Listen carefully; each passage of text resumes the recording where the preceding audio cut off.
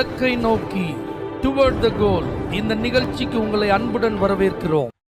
Praise the Lord. ஆண்டவராகிய இயேசுவின் இனிய நாமத்தில் இந்த புதிய நாளிலே உங்கள் எல்லாருக்கும் அன்பின் வாழ்த்துக்கள். ஆதியாகமம் 29ஆம் அதிகாரம் 31ஆம் வசனம். லேயாள் அற்பமா எண்ணப்பட்டாள் என்று கர்த்தர் கண்டு அவள் கர்ப்பம் தரிக்கும்படி செய்தார். லேயாளுடைய சரீரத்துல ஒரு பலவீனம், அவருடைய கண்களிலே கூச்ச பார்வை என்று எழுதப்பட்டது. ஆனா அவளுடைய தங்கையோ நல்ல அழகான ஒரு ரூபவதி, யாரு பார்த்தாலும் விரும்பத்தக்க ஒரு தோற்றம் தங்கைக்கு இருக்கு, அக்காக்கு இல்லை.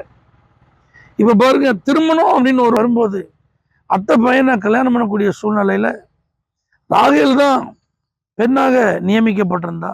ஆனா அவங்க அப்பா யாக்கோபுக்கு அவனுக்கே தெரியாம லேயால கொடுத்தான். ஏன்னா இப்படி கொடுத்தாதான் அவளுக்கு கல்யாணமே நடக்கும், இல்லாட்டி யாரும் அவளை விரும்ப மாட்டாங்க, அவளுக்கு ஒரு வாழ்க்கையே அமையாது.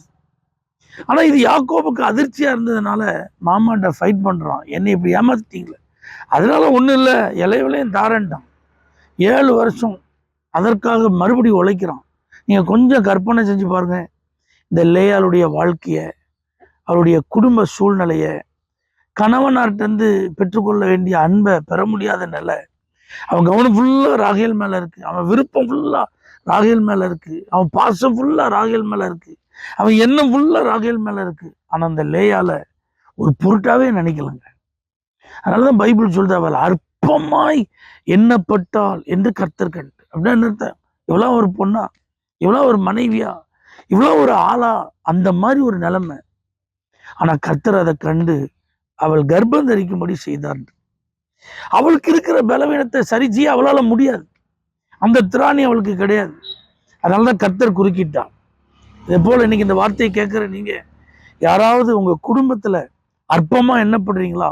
சரீர குறைபாடுகளின் நிமித்தம், கல்வி தகுதி அது அதிகமா இல்லாதது நிமித்தம், பணபலம் அதிகமா இல்லாதது நிமித்தம், அந்தஸ்து பெரிதாக இல்லாதது நிமித்தம், திறமை இல்லாதது நிமித்தம், மற்றவர்களை போல சாமர்த்தியமா இருக்க முடியாதது நிமித்தம், மற்றவர்களோடு ஒப்பிட்டு பார்க்கும்போது ஏதோ ஒரு குறைவு உங்களுக்கு இருப்பது நிமித்தம், உங்களை பார்க்கும்போது அழகா இல்லை, கலரா இல்லை, உயரமா இல்லை, அல்லது ஏதோ உங்களுக்கு ஒன்றும் தெரியல, இப்படி பல நிலைகளில் குடும்பத்திற்குள்ளேயே அல்லது நீங்கள் பழகுகிற அந்த நெருக்கமான உறவுகளுக்குள்ள அற்பமா என்ன பண்றீங்களா?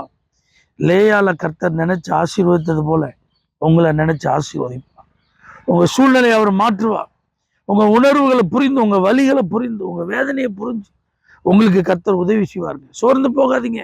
உங்களுக்கு கிடைக்க வேண்டிய நன்மையை, ஆசீர்வாதத்தை, அன்பை, பாதுகாப்பை, பராமரிப்பை, கனத்தை, மதிப்பை, மரியாதையை ஆண்டவர் உங்களுக்கு தருவார். ஏன்னா நீங்க அற்பமா என்னப்படுறத இன்னைக்கு கர்த்தர் பார்த்துட்டார். நீங்க நிச்சயமா நல்லா இருப்பீங்க. கர்த்தர் உங்களை ஆசீர்வதித்து உங்களுடைய நிலைமையை மாற்றுவார். தகப்பனே, என்னை எல்லாரும் அற்பமா நினைக்கிறாங்களேன்னு சொல்லி யாராவது கண்ணீரோடு இருப்பாங்கன்னா அவங்கள நினைச்சு ஆசீர்வச்சிருங்கப்பா. இயேசுவின் நாமத்தில் பிதாவே, ஆமென். Pastor J. J. Kumar, El Shaddai Ministries, 9500252586, Surandai.